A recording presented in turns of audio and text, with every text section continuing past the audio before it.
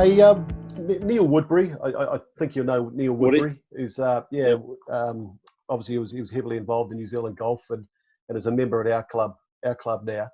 He shared a book that Grant Clements wrote when he was diagnosed with his terminal illness, and it was a book he wrote just for very close family and the occasional friend. It's an amazing read. I mean, obviously he was a very visionary thinker.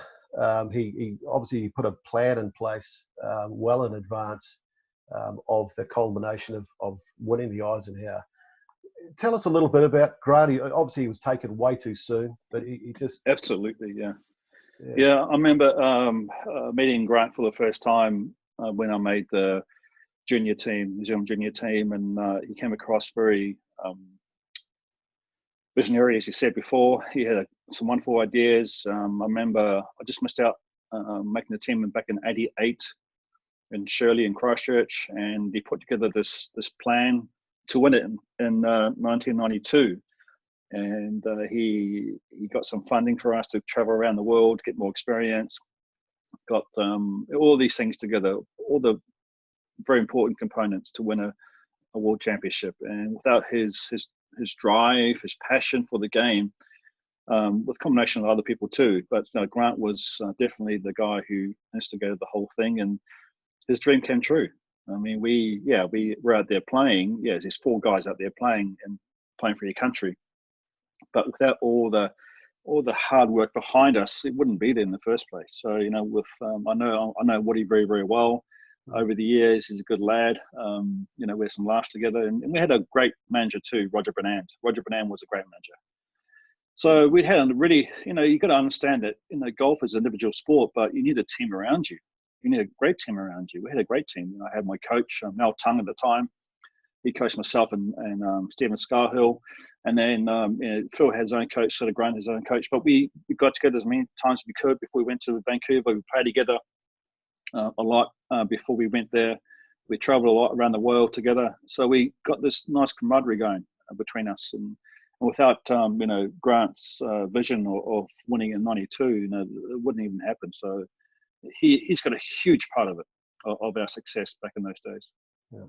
And it was nice to see him rewarded there when you returned to New Zealand.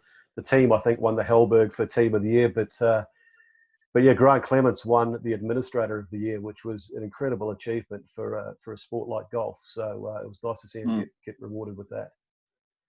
So you're on the world stage. You're obviously playing. You said against the Americans and the likes of David Devell that would go on to great success himself. You obviously felt at that stage that you could compete, and you duly turned professional. Yeah, well, I just thought that you can't go any further, can you? I mean, you're winning the world championship and finishing second individual. That's pretty much the pinnacle of amateur golf. So I thought next natural step, obvious step, is to turn pro.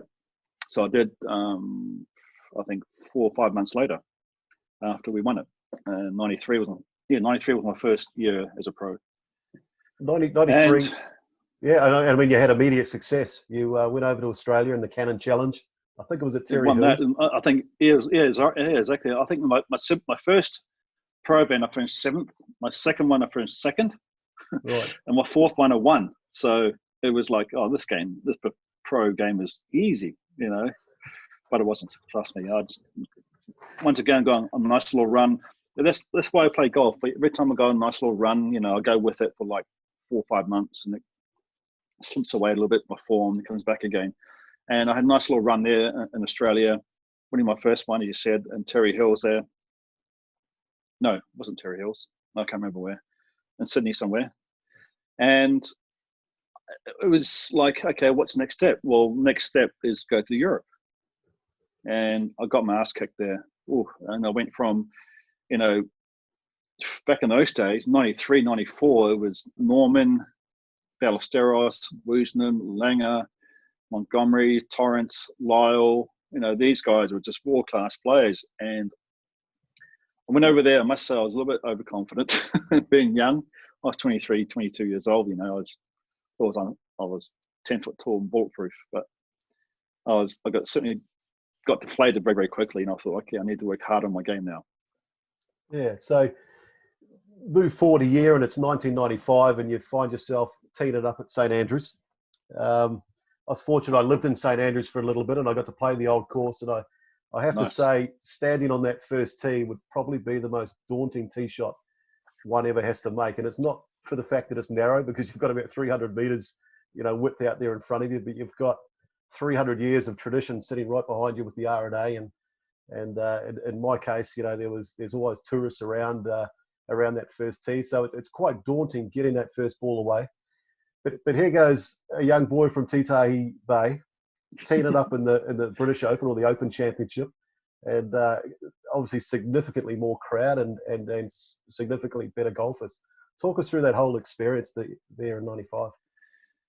Yeah, well, once again, I came up a good week before. I finished, I think, second or third in the Scottish Open. I was playing well, and then I remember the first 2 rounds. Played in tough conditions. Shot, I can't remember what I shot. Maybe one under or 2 under.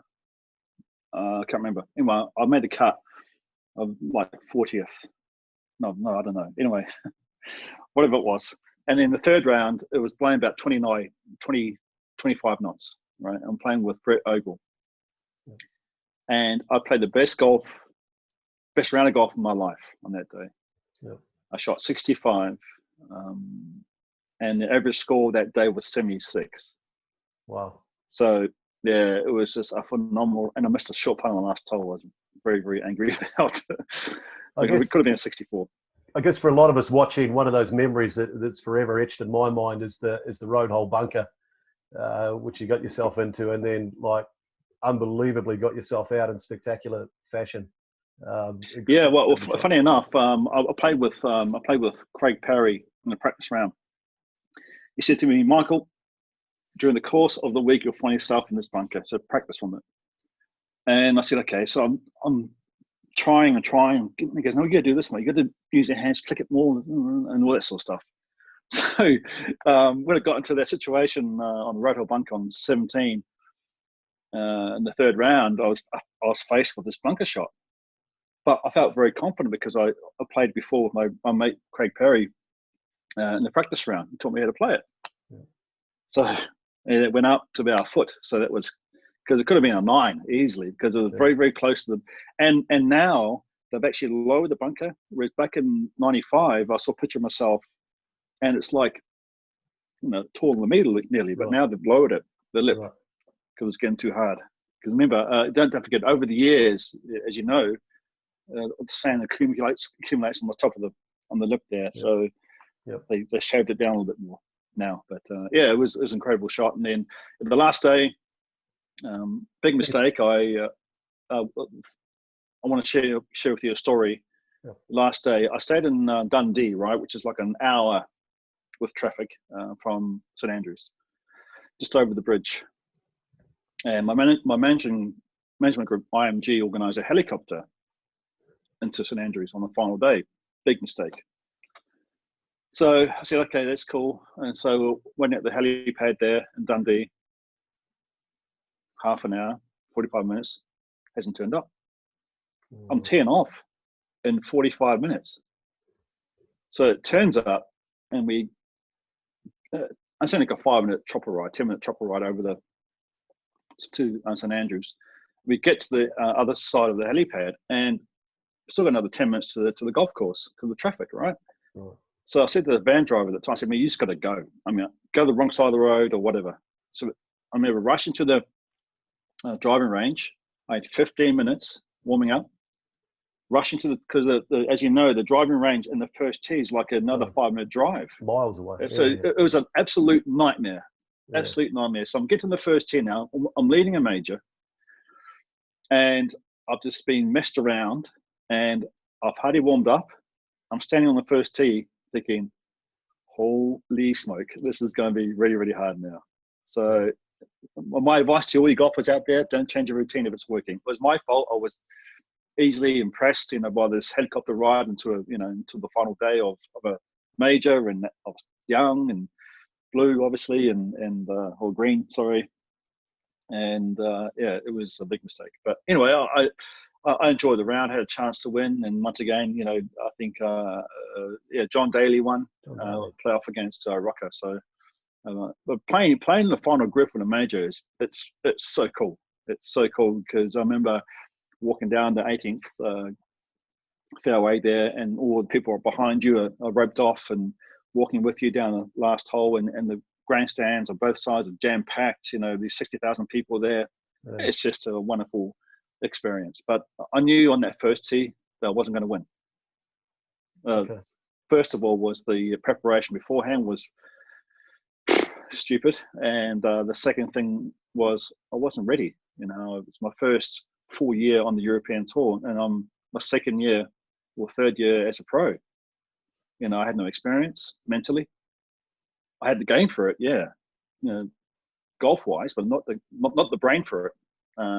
So it's interesting you talk about the helicopter coming in, because I've read Mel Tung's book, and he speaks about the helicopter as well. And you know, obviously John Daly won the event, and he goes back to the Old Course Hotel and eats chocolate ice cream allegedly out of the claret jug. And in Mel's book, he says that you took a taxi home to Dundee, and you found yourself in a fish and chip shop, just yourself and Mel, and I think maybe Marcus Wheelhouse, and it was just, you know, one moment you've been helicoptered, and the next moment you're eating fish and chips. Yeah, I mean, see, but you got to realize I'm a very humble guy. I mean, I didn't really need that chopper ride, but I was impressed, and you know, circumstances. But I remember the ride back. It was a transit van. There was Mel was there, my father was there, Marcus Woodhouse was there, and Jonathan Yalwood was there. So we were just kind of like stunned mullets. You know, what has gone on? You know, I was happy but sad. You know, I was elated but really angry with myself. So very mixed emotions in that transit van. But I said to the boys, I said, look, I'm hungry. Let's go to a local fish and chip shop. So we turned up there. I'm still on my golf gear, right? And I'm ordering the fish and chips, and people just looking at me, thinking, "What are you doing there?" I said, "I'm hungry, man." So I was taking photos, not cameras, not with phones back in those days. Obviously. Yeah, of course. So that was the trip back home, but it was still a lot of fun.